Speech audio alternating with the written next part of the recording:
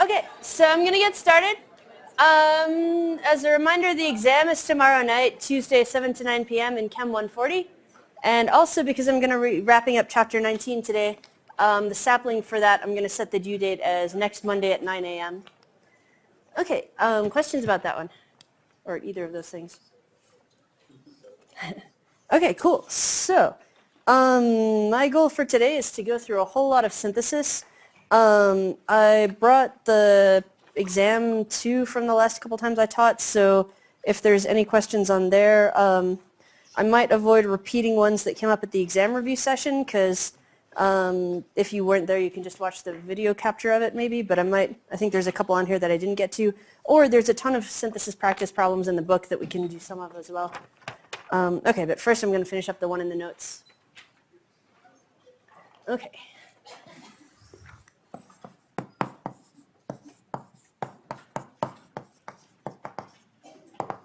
Okay, so Chapter 19, Synthesis. So for this one,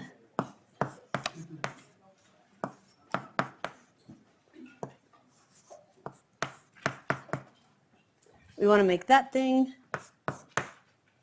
from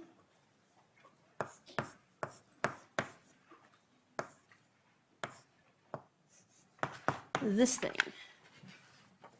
Okay, so I was actually thinking originally of making this longer and starting with just straight benzene, and then you would have to add the methyl and the carbonyl group, and because you want them para, you would have to put the para director on first. But I decided to sort of trim some steps out so we could focus more on Chapter 19 stuff. Okay, so looking at this, this carbonyl actually stays the same start to finish. At least it starts and ends at the same place. But meanwhile, over here on the right end, we're going to stick on a new couple of carbons with an OH on it. So looking at this, so I'm drawing the disconnect here because one of the carbons was already attached to the ring. So that's this carbon here, and then everything past that point must have come in as a new group at some point. So that's why that bond must have been the one to form at some point. Okay, so I've got the disconnect, and then I've got a functional group on the first carbon away from the disconnect, which is looking like I attacked a what sort of a thing? Yep, or sorry, not epoxide. Carbonyl, actually, yeah. Yeah, yeah. So this is looking like I'm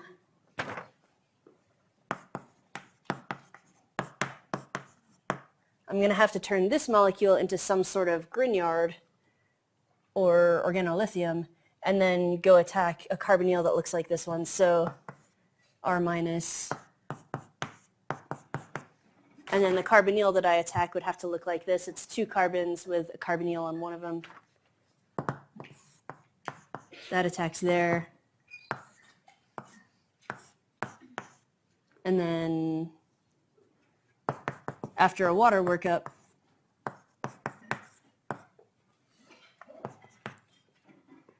we're going to end up with this kind of pattern going on, 2 new carbons with an OH on the first one next to the disconnect. Okay, so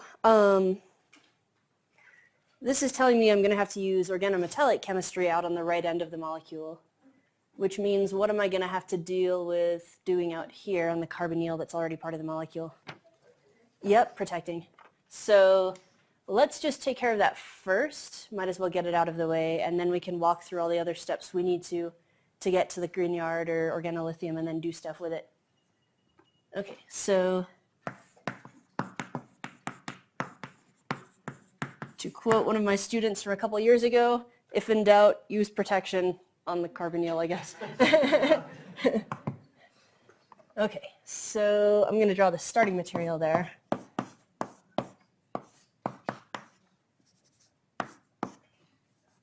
Okay, so I have a few different choices of how to show this on paper, but cyclic acetals are probably the most practical way of doing this if you're doing it in the actual lab. So that's kind of my preferred acetal protection method for the carbonyl.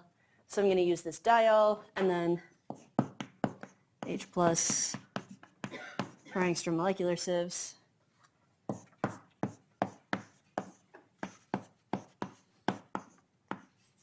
Okay, so I've protected my carbonyl as the acetal. It's sort of safely tucked away, and now I can do whatever I need to out on the other end of the molecule and not have to worry about messing this part up. Okay, so if I want to make a Grignard coming off of this carbon, I'm going to have to start with a halogen first. What's the best way to halogenate that carbon? Yeah. Yeah, and I could use Br2 in radicals because that would also preferentially brominate here. But NBS is a little bit easier to work with. On paper, you could just write either, though. Okay. Okay, so I've got bromine on there, and now I can safely turn that into an organometallic, either magnesium or lithium in THF and ether. I sort of default to using magnesium most of the time, but either one's good.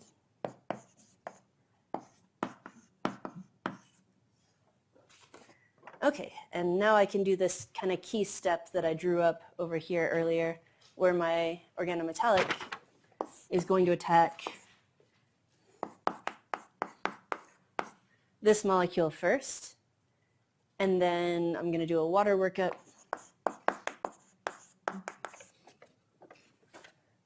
And I'm going to assume that the water workup conditions are mild enough that I don't deprotect the acetal just yet.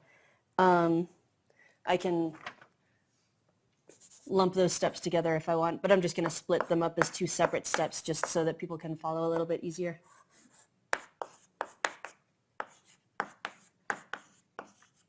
Okay, so we've done the carbon-carbon bond forming that we want, and now we can do the deprotection step, which is again going to be H3O plus, only now I'm going to add some heat.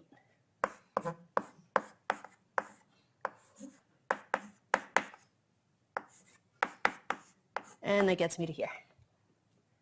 Okay, so this one is actually, looks like a lot of steps, but is actually fairly simple for synthesis. It's just protect, do some Grignard chemistry, and then deprotect at the end is kind of the big idea of what we're getting up to. Uh-huh. Mm-hmm. Is it okay if we're just ambiguous with the ROH? Yeah, that's fine too. On paper, like, there's pretty much no difference between them. Mm-hmm.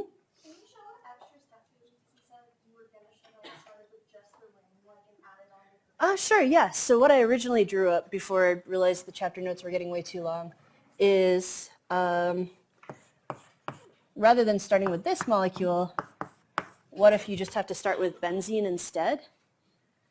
So at that point, now this is looking like a lot like chapter 16, like EAS type chemistry, where okay, maybe I'll do it over here on the board, actually. Okay, so I want to stick two groups onto the ring. I want them para to each other, so I would have to put on the para directing group first. So that's this group, the CH3, because if you remember, this carbonyl is meta-directing. So this, I'm going to stick on CH3Cl, AlCl3. And that gets me a methyl group on there, assuming that I'm careful about stoichiometry and not letting it get a whole bunch of alkyl groups on there. We're sort of being vague about this exact setup, but that'll be enough to write. And then from there, we can do Friedel-Crafts acylation.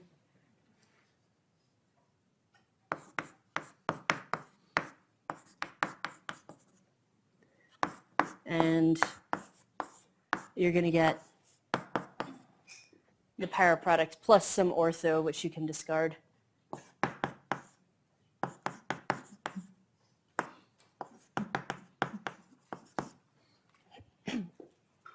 Okay, so yeah. For MBS on the benzylic carbon, does it can't do it if it's tertiary, correct? It has to at least have a hydrogen. Exactly. Yeah. Yeah. Unlike the benzylic oxidation stuff where it doesn't care and it'll just rip off carbons as necessary. Yep. Okay. Other questions about this whole thing? Yeah.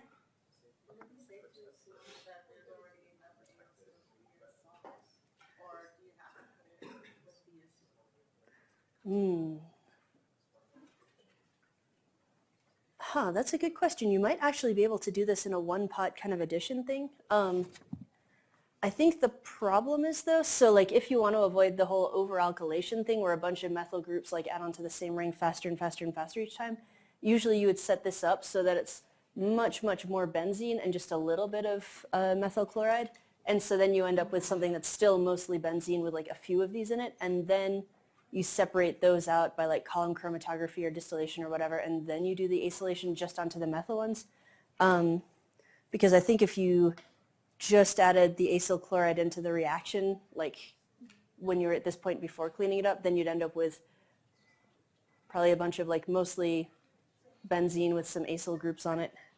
Yeah, so I think it's more for practical reasons. You got to split it up and do the purification steps in between, unfortunately. Okay, so other questions about that whole thing? Yeah. I have an unrelated question. Mm-hmm. In the notes, there's that halohydrin formation. Mm-hmm. So I'm just curious about the reagents and whether you can do both. Oh, yeah. So I realized, once I put together that whole roadmap of reagents thing at the start of the chapter, I never actually covered the reaction that does that because they took it out of the book, I think, in this edition. So yeah, just as like a quick, like how you would make that thing if you're curious.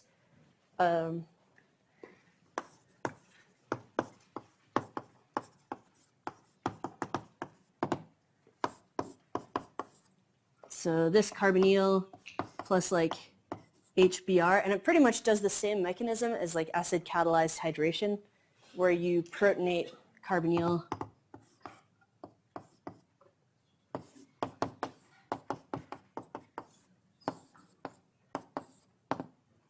and then the halogen can come in and kick up and do that. So that's also heavily reversible, and it almost always favors the carbonyl. It's kind of the same kind of equilibrium trends that we saw for diol formation, only it's even less tilted in favor of making the product for all of them. So I guess it's like a thing that can happen, but usually only briefly. So, which I think is why they took it out, because it's not like super useful at all.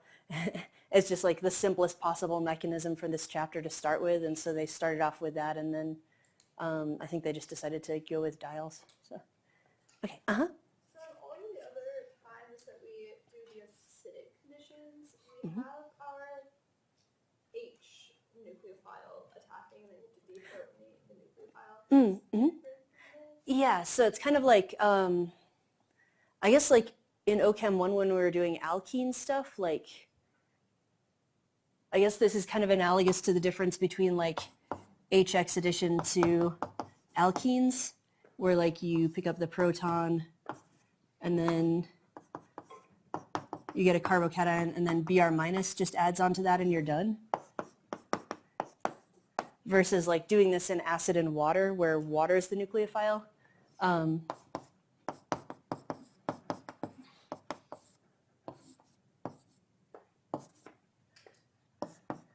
So pretty much the same mechanism, only now when the nucleophile comes in and attacks the carbocation,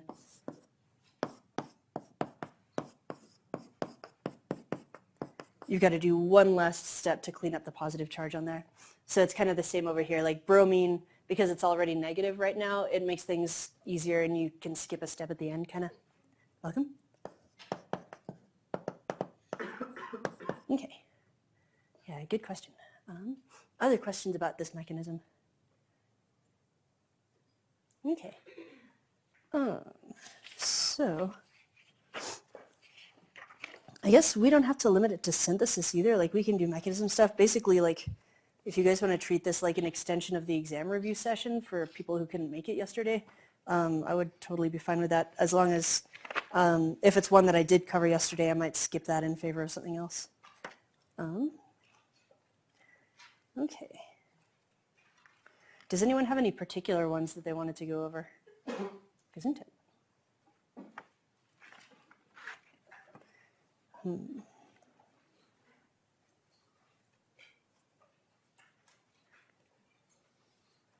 Okay, yeah.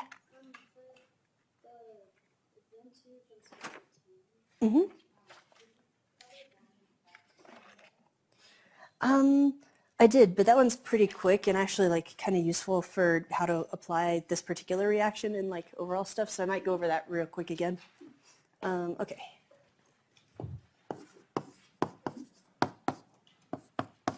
Okay, so 2018 1F. So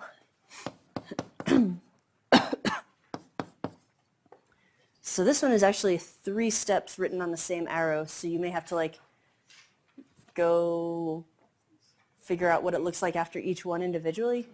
But the first step is going to be triphenylphosphine here.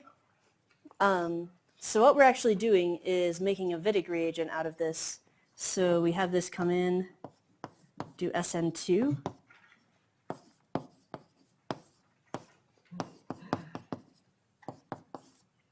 So like that. And then step 2 is butyl lithium.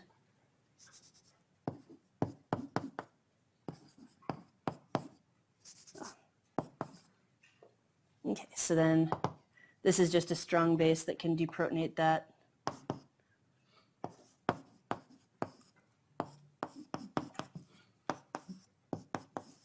And get this, which is in resonance with the double bonded form of this, which is the Wittig reagent. And then the last part of this was, so Me2 C double bond O is how I wrote it out in the interest of saving space on the arrow.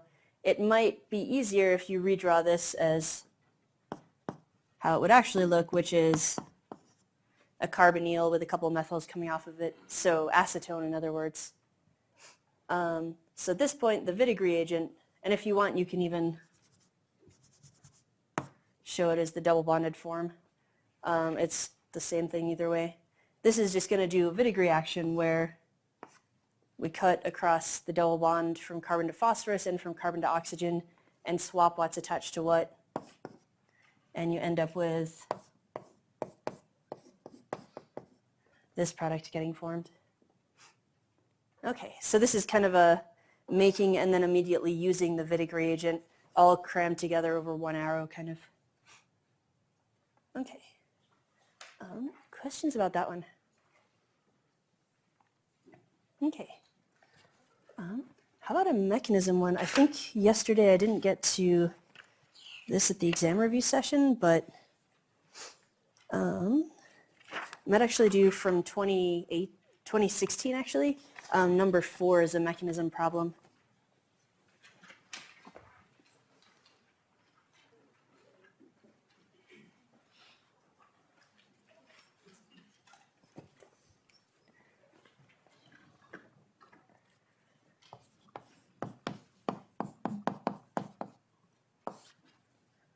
Okay, so this one is just show a mechanism for this reaction.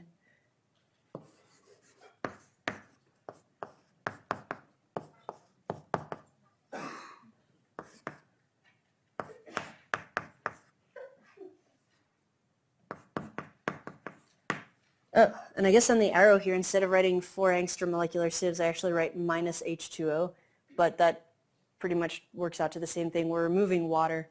You can write it either way. Okay.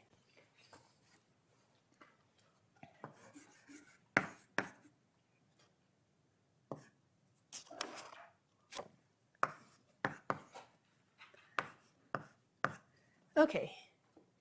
So what functional group do I have in the product here that I didn't have before?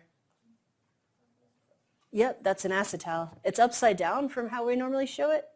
But if you look at it, this carbon here has 2 separate OR bonds coming off of it.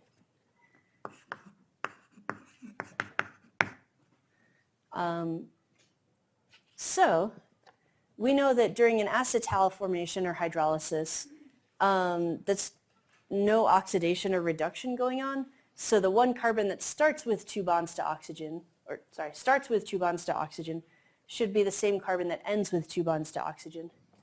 So this carbon here of the carbonyl is this one here of the acetal.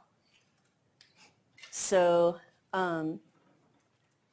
that's kind of why it's got the two methyls coming off of it here, because it's acetone, and it's still got two methyls coming off of it afterwards. Okay, so then we just have to go through the actual mechanism for acetal formation, and it might look kind of upside down or more complicated than what we're used to because there's extra R groups hanging off, but it's still the same mechanism. Okay, so I'm actually going to start this off by showing the carbonyl getting protonated. So I'm sort of doing this from, I guess, acetone's point of view to get things started. So carbonyl gets protonated first.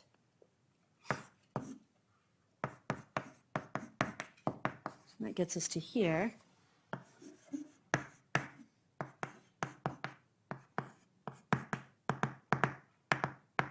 And then my diol comes in. In the past, when I showed the mechanism for this, it was just a single ROH molecule. Here, I'm using one of the OHs. It doesn't really matter which one I show doing this first. But just be aware that it's a lot more complicated than just an R group. It's an R group with a specific structure, and it's also got its own other functional groups in it. But it still does the attack just the same. One of these OHs comes in, attacks the carbonyl, kicks that up.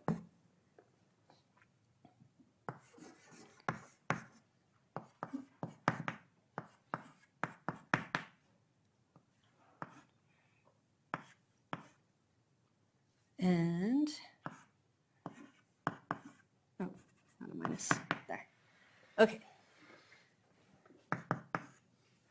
So I've now used one of these OHs to attack the carbon of the carbonyl here, which means this is now positive.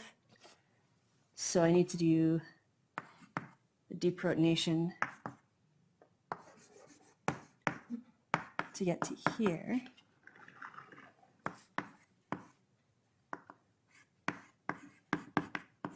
Okay, so what functional group do I have at this carbon right now?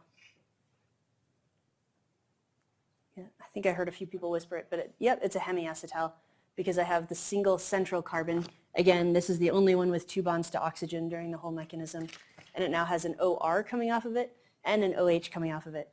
So this is kind of a good milestone for the mechanism, is get to the hemiacetal first and then proceed onwards. So proceeding onwards, if you remember, we're still in acid, and we need to get the oxygen that used to be the carbonyl oxygen, we need to get rid of that entirely as water. So we're going to protonate it one more time.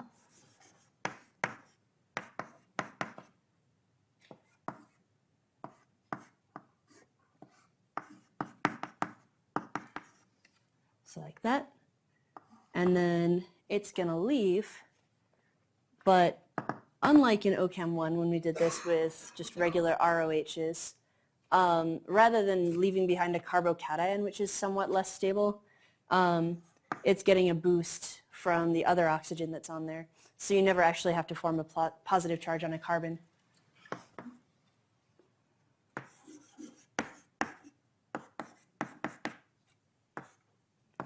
Okay, so now we have double bond to that oxygen.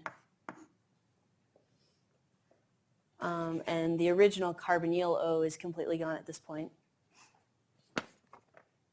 And at this point, it's actually looking kind of like when we had a positive charged carbonyl, like in the very first step when we protonated it and made the carbonyl more attackable.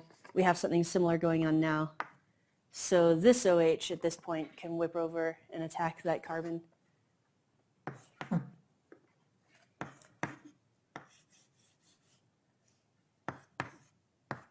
And now we're looking pretty similar to final product. We just have to do one last step of deprotonate that oxygen.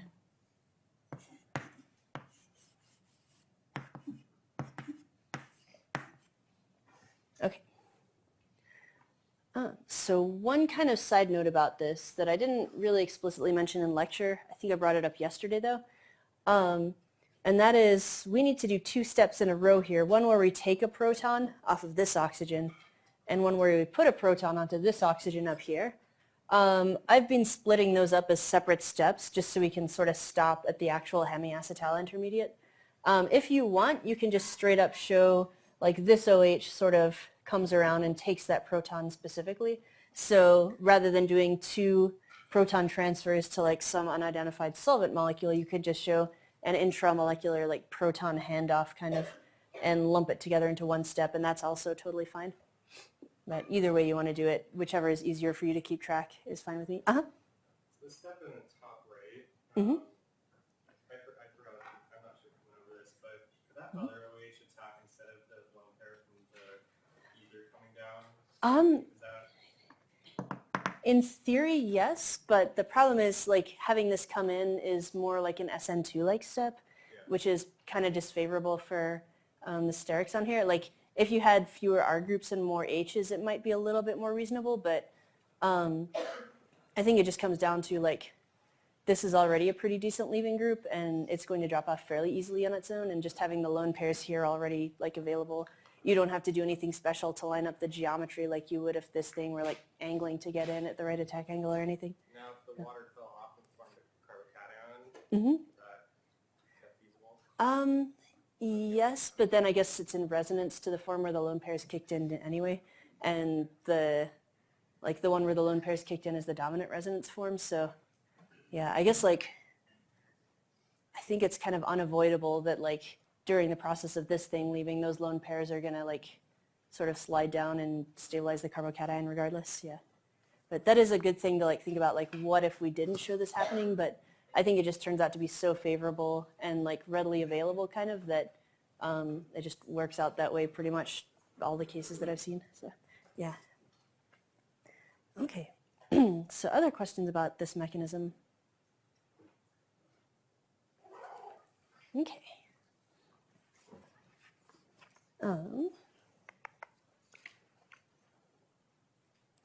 So maybe let's do some more synthesis stuff. Yeah. Sure. Yeah, the textbook, by the way, if you guys are not doing the textbook problems, like both chapter 18 and 19 have some really good, like huge, long kind of parts A through X or whatever synthesis problems at the end of the chapter. So in 1952 is kind of a good place to go for more synthesis practice.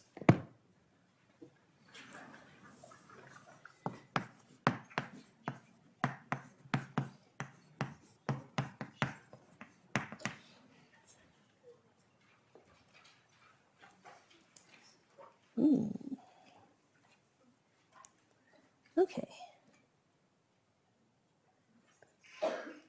So maybe let's do a couple of these things. I think all of these ones are stuff that we've covered. Yeah, I think all of these are friggin'. Okay, so maybe I'll just pick a couple at random. Let's do A. And for some of these, like you do actually need to be able to convert from a name back to a structure before you can figure it out, because they just say like make this name from that name. So let me actually start there just for a little bit of practice. So 1-phenyl on butanone from butyraldehyde.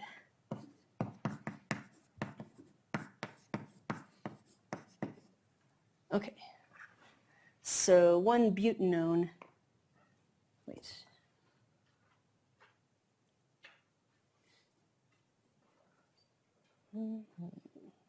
Okay.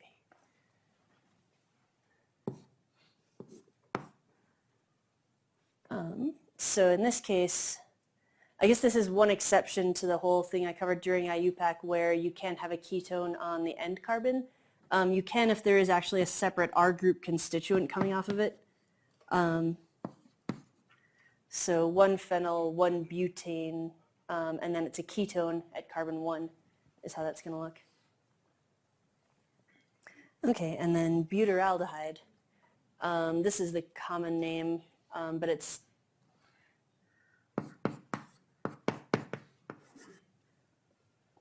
sort of butane aldehyde. If we were doing IUPAC, this would be butanal. Okay. So, I guess that's kind of what we're looking on more of a visual basis. So questions about any of the name converting to structure stuff, first of all. Yeah, I guess I didn't really cover common names for aldehydes, so I'd probably steer clear of giving you butyraldehyde, but I might give you the IUPAC name. Okay. So looking at this, the obvious disconnect is going to be right here because that's kind of the new carbon-carbon bond that we're forming. The disconnect is, I guess like the functional group that we have is on the first carbon away from the disconnect. So this is looking like something attacked a carbonyl, and maybe we had to do some stuff afterwards because it's not an OH on this carbon now, it's something else. So as kind of a general scheme, we're going to make something attack the carbonyl and then fiddle around with our functional groups afterwards, if that makes sense. Okay, so let's just get straight into it. If we're going to attack this carbonyl, maybe let's use phenyl Grignard. Just like this, which can go attack your carbonyl, and then after a water workup, you're going to get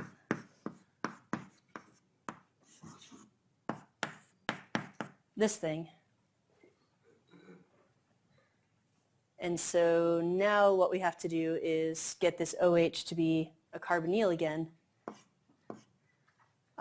This is looking like an oxidation. Should I use Jones-like reagents or PCC, or does it matter? Right, good.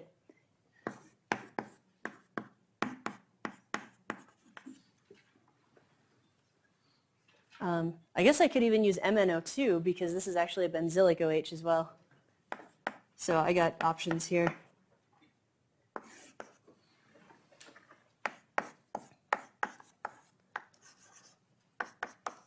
Okay, so that would oxidize the OH back up to a carbonyl. Okay, If you had used KMNO4, would that have just ripped all that off and made it? Yeah, and undone all the hard work I just did in the previous step, yep. Okay, and I guess really, so KMNO4, like, it does actually take quite a while to do the whole, like, snipping carbon groups off of there, so KMNO4, like, is one of the Jones-like oxidizers, so if I just sort of put it in there for a little while at lower temperature and pressure, it probably would, like, go to a carbonyl first, and then if I left it for a really long time, then it would start causing problems, so really, I guess you would be okay to write KMNO4 on the arrow so long as you don't also write, like, heat or long reaction times. Yeah. I don't know how finicky the actual molecule would be in real life, but you'd probably be able to get away with it. So, Okay. So any questions about this one, which turns out to actually be pretty short? Okay.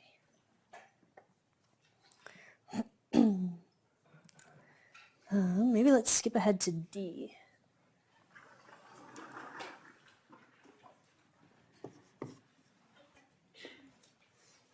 Okay, so dibenzyl ether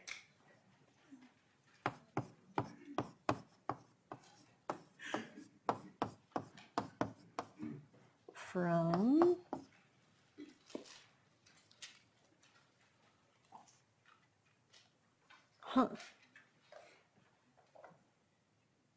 benzaldehyde as the only carbon source.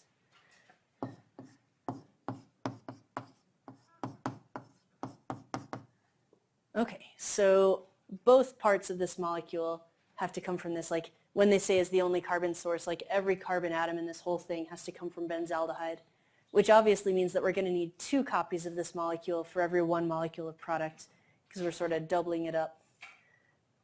So this is actually getting back a little bit into OChem 1 chemistry, because what functional group am I making here? Ether, yep. And so I've got a few different ways to make ethers. If you remember, like Williamson or alkoxymercuration reduction, if I want to get fancy. Or I could use acid catalyzed ether formation.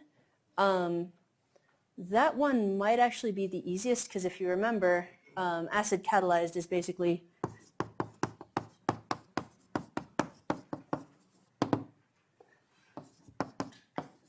two of our ROH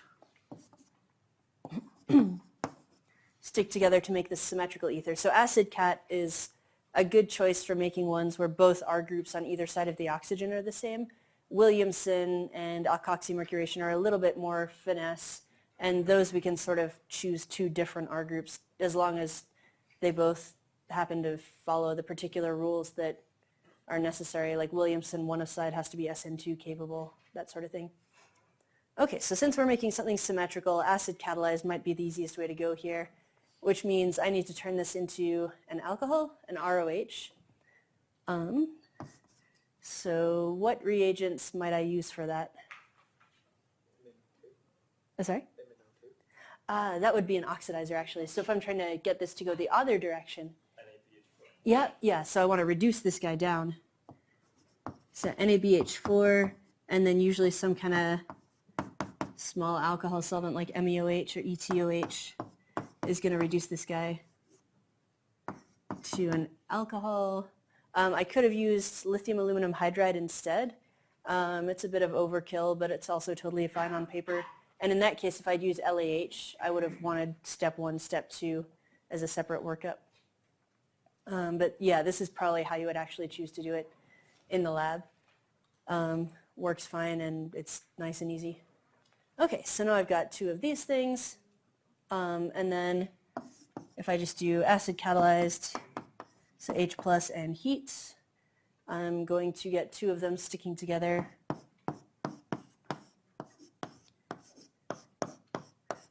With all the caveats that normally go along with acid catalyzed and heat, so I may want to sort of go through and check, like, am I going to run into problems here? So one other thing that we can do under these circumstances that's kind of a side reaction to be aware of for alcohols is, might I accidentally do an E1 elimination and form an alkene here instead? Is that a risk for this molecule? Right, because I can't make an alkene here. I'm going to violate the octet rule if I try.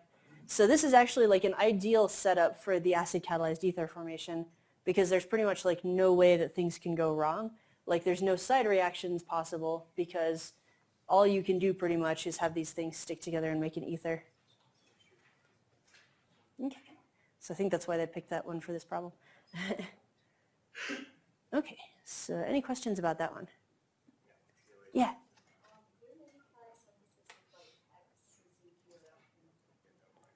Sorry, one more time?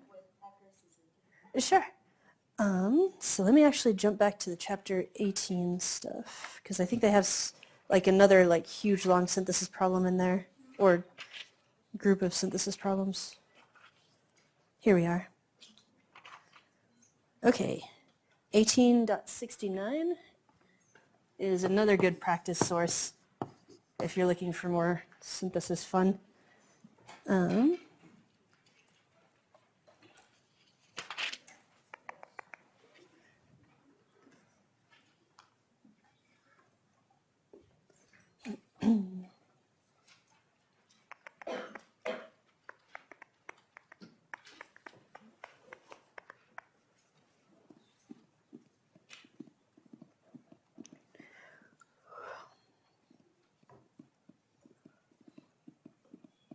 Okay, let's do J.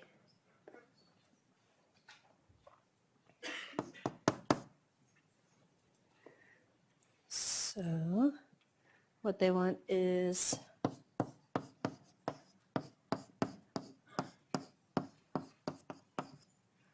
this thing, but also there's a nitro group on one of the rings. And they tell you to use benzene and ethylene as the only sources of carbon.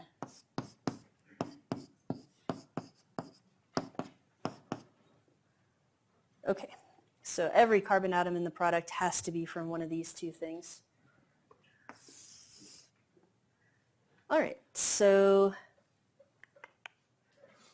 what we're going to do first is, I guess we're going to have to nitrate some of these things. So I guess I sort of brought this up during the review session yesterday, but just because you have to start with benzene doesn't mean you have to keep all the benzene like together in one pot. If you make like, you know, something, you can always split it off into 2 batches and take one of them through one set of steps and take the other through a different set of steps and then like reunite them at the end, kind of.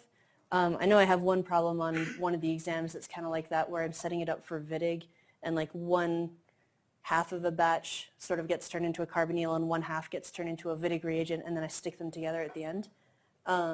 That's kind of what we're going to do here, only we're doing it straight from benzene. So what I'm going to do, okay, so I guess like this is looking kind of like a setup for HEC. I've got an alkene, I've got what I can turn into an aryl halide.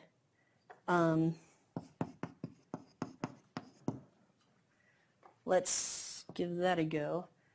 So if I want to do that, I'm going to have to make this thing to use HEC to get it onto one end of the alkene. And I'm also going to have to make this thing to get it onto the right end of the alkene. So this is starting to look a little bit like an EAS kind of reaction problem to set us up. Okay, so if I want to make this meta thing, do I stick the bromine or the nitro on first? Nitro, yep, good. Let me move the camera here.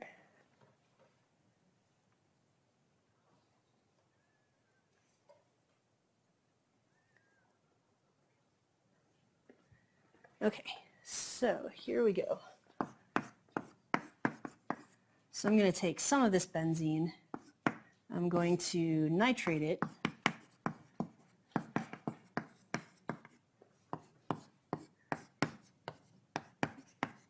and then I'm going to halogenate it. As a reminder, I've gotten a few people asking me about this, but groups that are, or rings that are deactivated, that's going to be enough to kill Friedel-Crafts, but the other reagents, like halogenation or sulfonation or whatever, will still work okay. They turn out to have like reactive enough electrophiles that they are still going to work, just not as quickly. Yep. So is it the nitro group, and is it all deactivators for Friedel-Crafts? Yes, so anything that's more deactivated than like a halobenzene is not going to work. Yeah, what I didn't cover is the complicating factors. So let me do a side box here because this is kind of worth pointing out. Like what I didn't cover, so I pretty much said like anything with a deactivating group on the ring kills Friedel-Crafts. So like nitro is going to kill it, carbonyl group is going to kill it. What I didn't cover is what if it has an activating and a deactivating group on there? The answer is it depends on how deactivating and how activating they are. Sometimes like we don't know exactly which one's going to end up winning out. So there was a quiz question where it's sort of, you know, is which one ends up having the stronger effect, or it basically comes down to like an order of reactivity thing at that point. To be on the safe side, it's probably better to assume that any deactivating group on the ring might make Friedel-Crafts too difficult to go, but sometimes it's going to be kind of a hard judgment call.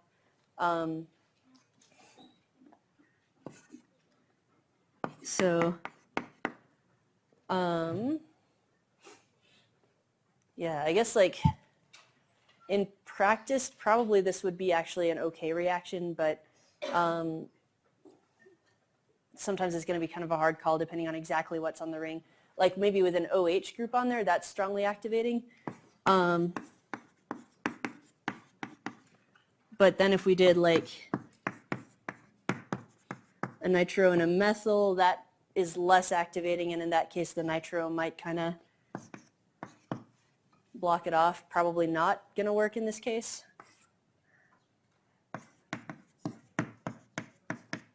But it's kind of a hard call for a lot of these. Like maybe a better cutoff might be like if you've got a deactivating group but you also have something that's activating with alone pairs, you can assume that's probably going to be okay. If it's activating but through just hyperconjugation, that's probably not going to be okay. But I don't actually know where exactly the cutoff is, and it also depends on like how okay you consider a reaction to be before it's actually like fast enough to be useful in a synthesis. So, okay. So back to where we were. This is all kind of irrelevant for our halogenation because this is going to work okay even if the ring's pretty deactivated.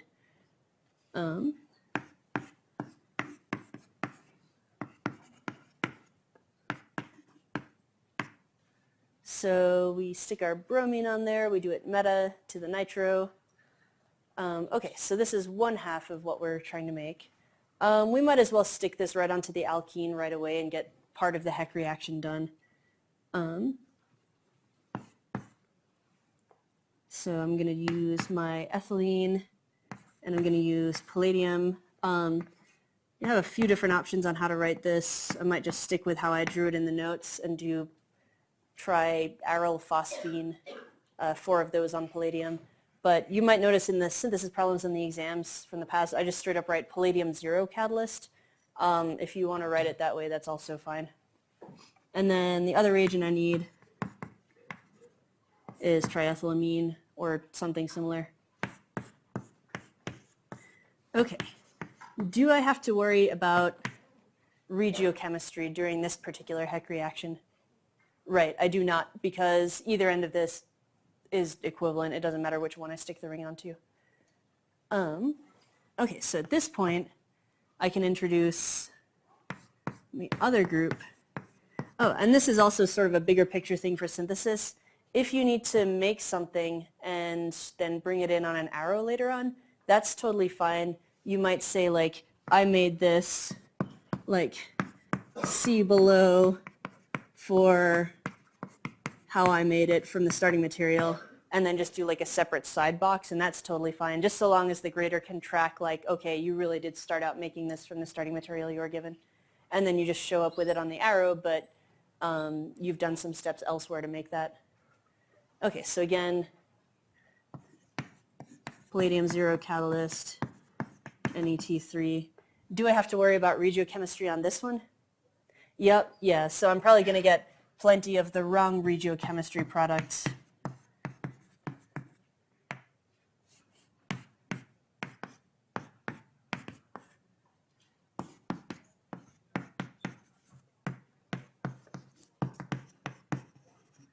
But this would at least get me some of what I'm trying to make.